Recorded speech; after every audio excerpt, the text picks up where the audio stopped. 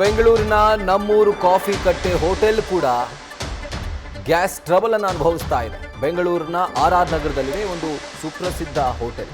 ಸಾಯಂಕಾಲ ಆಯಿತು ಅಂತಂದರೆ ಜನ ತುಂಬಿ ತುಳುಕ್ತಾ ಇದ್ರು. ಬಟ್ ಈಗ ಆ ಇಡೀ ಹೋಟೆಲ್ಲೇ ಖಾಲಿ ಹೊಡಿತಾ ಇದೆ.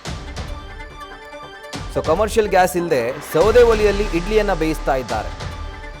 ಸೊ ವಾಪಸ್ ಯಾವ ರೀತಿಯಾಗಿ ನಾವು ಶುರು ಮಾಡಿದ್ವೋ, ಸೌದೆ ಒಲೆಯಿಂದ ಸಿಲಿಂಡರ್ಗೆ ಯಾವ ರೀತಿಯಾಗಿ ಶಿಫ್ಟ್ ಆದ್ವೋ, ಇವಾಗ ಸಿಲಿಂಡರಿಂದ ಸೌದೆ ಒಲೆಗೆ ಶಿಫ್ಟ್ ಆಗುವಂಥ ಒಂದು ದುಸ್ಥಿತಿ ಬಂದಿದೆ. ಆ ಪರಿಸ್ಥಿತಿ ನಮ್ಮನ್ನು ಆ ರೀತಿಯಾಗಿ ಪ್ರೆಷರೈಸ್ ಮಾಡ್ತಿರುವಂಥದ್ದು. ಸೊ ಸುಪ್ರಸಿದ್ಧ ಹೋಟೆಲ್ಗಳು, 3 ಸ್ಟಾರ್ 5 ಸ್ಟಾರ್ ಹೋಟೆಲ್ಗಳೇ ಈಗ ಗ್ಯಾಸ್ ಸಿಲಿಂಡರ್ ಮೊರೆ ಹೋಗದೆ ಸೌದೆ ಒಲೆಗಳ ಮುಖಾಂತರ ಅಲ್ಲಿ ಆಹಾರವನ್ನು ಬೇಯಿಸಿ ಗ್ರಾಹಕರಿಗೆ ನೀಡುವಂಥ ಕೆಲಸವನ್ನು ಮಾಡ್ತಿದ್ದಾರೆ. ಈಗ ನೀವು ನೋಡ್ತಿರುವಂಥ ದೃಶ್ಯ ಬೆಂಗಳೂರಿನ RR ನಗರದ ಸುಪ್ರಸಿದ್ಧ ಕಾಫಿ ಕಟ್ಟೆ ಹೋಟೆಲ್ನ ಒಂದು ಚಿತ್ರಣ.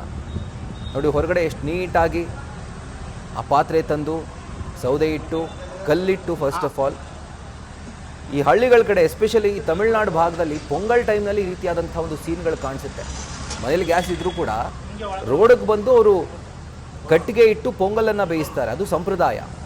ಸೊ ಈಗ ನಮಗೆ ಆ ಸಂಪ್ರದಾಯ ಇಲ್ಲ ಅಂದರೂ ಕೂಡ ಅನಿವಾರ್ಯವಾಗಿ ಆ ಸಂಪ್ರದಾಯಕ್ಕೆ ಒಗ್ಕೊಳ್ಬೇಕು. ಆ ರೀತಿಯಾದಂಥ ಒಂದು ಪರಿಸ್ಥಿತಿ ಈಗ ಎದುರಾಗಿದೆ.